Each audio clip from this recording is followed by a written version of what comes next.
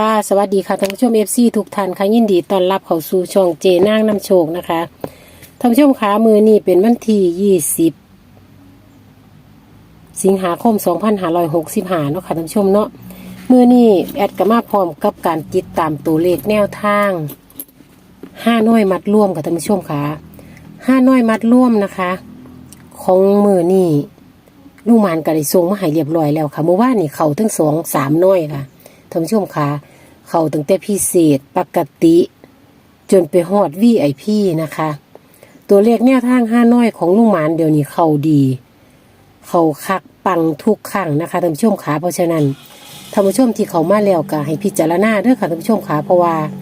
ตัวเลขแนวทาง5 หน่วยของลุงหมานตอนนี้แม่นอีหลีปังอีหลีนะคะสำหรับมื้อนี้นะคะลุงหมานก็ให้มาแขนคือเก่าเนาะค่ะเนาะบ่หลายตัวแต่ว่าอย่าลืมหลูดนะคะท่านผู้ชมขาต้องหลูดไว้ทุกครั้งเลยนะคะท่านผู้ชมขาให้ท่านผู้ชมเดี๋ยวหลูดไว้ทุกครั้งเลยอย่าชะล่าใจนะคะเพราะว่าตัวเลขแนวทางของลุงหมานบอกว่าถ้าหลูดนี่ไม่พลาดนะคะเพราะฉะนั้นก็ให้ท่านผู้ชม FC ทุกท่านนะคะต้องหลูดเอาไว้ตัวเจาะก็ให้กลับพร้อมนะคะท่านผู้ชมขาลุงหลานเพิ่นสิเฮ็ดอยู่ในตารางไม่พร้อมเนาะค่ะเนาะอยู่ในตารางมันสิมีเลข6 ตัวกับนอกตารางตัวหนึ่งนั่นแหละมึงประกอบเลยค่ะท่านผู้ชมค่ะเพิ่นจับมาให้นะมีแค่3 คู่ 3 ชุดเท่านั้นนะคะก็ขอให้พี่น้อง FC ทุกท่านนะคะได้ลูดแล้วก็เจาะพร้อมเนาะค่ะเนาะเมื่อวานนี่เขาทั้ง3เลยค่ะท่านผู้ชมค่ะเอาลุงหมันให้ตัวใดมาไปเบิ่งน้ำกันกับท่านผู้ชมค่ะว่าตัวเลขแนวทางลุงหมันให้มาตัวใดเนาะค่ะเนาะวิ่งรูดนะคะลุงหมานบอกว่าวิ่งรูดที่4นะคะท่านผู้ชมค่ะลุงหมานบอกเลยวิ่งรูดที่4นะคะวิ่งรูดที่4จับคู่นะคะจับคู่ก็จะมี48 40ว่าน41เขาตรงๆเลยว่านเนี่ยแต่ว่า0เขาทุกรอบเลยท่านผู้ชมว่านี่ไผต่ำลุงหมานบ่มีพลาดนะคะทุกงวดเลยทุกมือเลยเพราะฉะนั้นก็อยากให้ท่านผู้ชมตามเลยค่ะท่านผู้ชมค่ะงวดละบาท2 บาทก็ว่าไปเนาะค่ะเนาะก็พอได้ค่าปลาทูอยู่ได้ล่ะตารางข้างบนมี6มี4มี1นะคะข้างล่างมี8มี3มี0แล้วก็นอกตาราง1ตัวคือ5นะคะ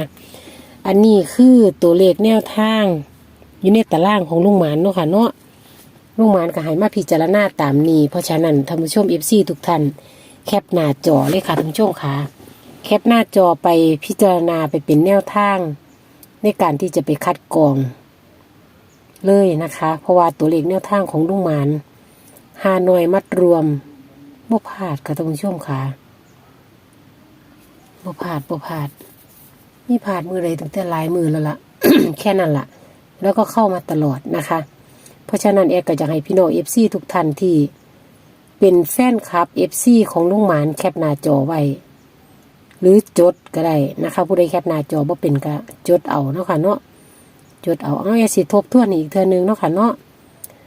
ฮานอยมัดรวมลุงหมานวันที่20 สิงหาคม 2565วิ่งรูดที่4นะคะ4ตัวเดียวเน้นๆนะคะท่านผู้ชมค่ะเลขจับคู่ก็จะมี48 40 45เลขในตาราง มี6มี4มี1มี8มี3มี0แล้วก็มีนอกตารางตัวหนึ่งมี5ที่อยู่ใต้3นะคะท่านผู้ชมค่ะท่านผู้ชมกับพิจารณามึงเนาะค่ะเนาะ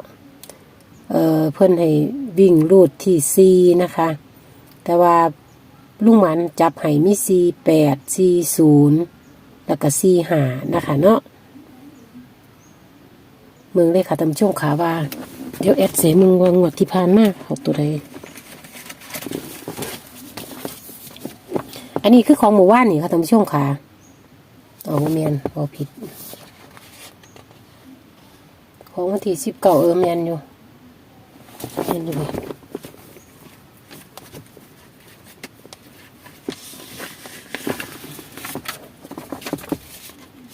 เล่าอันนี้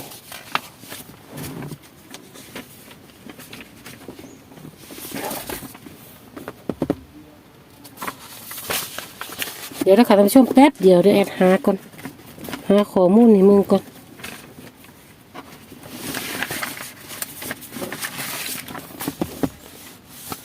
นี่ค่ะท่านผู้ชมขาฮานอยมัดรวมหมู่บ้านนี้นะคะเข่าทั้ง3น้อยเลยค่ะท่านผู้ชมขาอันนี้เป็นข้อมูลในท่านผู้ชมในมึงเป็นข้อเปรียบเทียบเนาะค่ะเนาะเป็นข้อเปรียบเทียบว่าเขาจะเรียนของลุงหมานดีบ่อย่างประมาณนี้นะคะหมู่บ้านนี้เพิ่นในรูดที่0กับเขาตั้งแต่พิเศษปกติยันจนฮอด VIP นะคะวิ่งรูด0ไว้เลยนะคะหมู่บ้านนี้นะคะได้กินเบิดแถมมาตรงเข้าตัวเจาะอีกเจาะC1 VIP นะคะนี่ค่ะท่านผู้ชมขามึงเลยนี่อันนี้คือเมื่อวานนี้นะคะนี่ค่ะแคปหน้าจอไว้ไปมึงเลยค่ะท่านผู้ชมขาอันนี้คือห้าน้อยมัดรวมของลุงหมานหมู่บ้านนี้นะคะห้าน้อยมัดรวมของลุงหมานเมื่อวานนี้นะคะนี่ค่ะอันเด็กนี่ตารางเมื่อวานนี้พิเศษออก360แล้วก็43ปกติออก303แล้วก็15 VIP ออก841นี่41ตรงๆเลยแล้วก็05คือ0นี่ติดทุกรอบเลยค่ะท่านผู้ชมค่ะผู้ใดวิ่งผู้ใดหลุดเมื่อวานได้กินทุกขาทุกหลุดทุกรอบเลยนะคะอันนี้คือตัวเลขแนวทางห้าน้อยของลุงหมานเนาะค่ะเนาะแอดเอามาให้ท่านผู้ชมได้เป็นข้อมูลนะคะเป็นข้อมูลในการตัดสินใจนะคะท่านผู้ชมนี่ค่ะ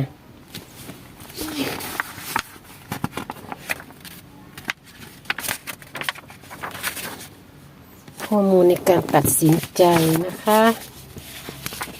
อันนี้ของมือก้อนนี่อันนี้ของมือก้อนนี่นี่ของมือก้อนนี่ของมือก้อนนี่กับเขารอบแรกกับเขา2-1รอบที่2บ่เขารอบสุดท้ายเขาหลุด1แล้วก็เขา5เขาหลุด1ค่ะท่านผู้ชมค่ะสรุปคือเขาพิเศษกับ VIP พิเศษนี่เขาทุกมือเลยนะท่านผู้ชมเป็นข้อมูลให้ท่านผู้ชมได้ตัดสินใจเนาะค่ะเนาะค่ะสำหรับคลิปนี้นะคะเป็นคลิปตัวเลขแนวทางฮานอยมัดรวมของลุงหมานนะคะแอดก็ขอจบการนำเสนอไปเพียงแค่นี้นะคะท่านผู้ชมค่ะขอให้ท่านผู้ชมโชคหมานร่ำรวยอย่าเจ็บอย่าจนนะคะค่ะคิดสิ่งใดขอให้สมความมาตรปรารถนาเจอกันไม่คลิปหน้ากับท่านผู้ชมค่ะเป็นคลิปตัวเลขแนวทางอาจจะเป็นลาวพัฒนาของแม่เพชร100 ล้านก็ได้เนาะค่ะเนาะเดี๋ยวแอดจะแวะหาเพิ่นค่ะท่านผู้ชมค่ะค่ะขอบพระคุณมากค่ะอย่าลืมกดติดตามกดไลค์กดแชร์ให้แอดเด้อ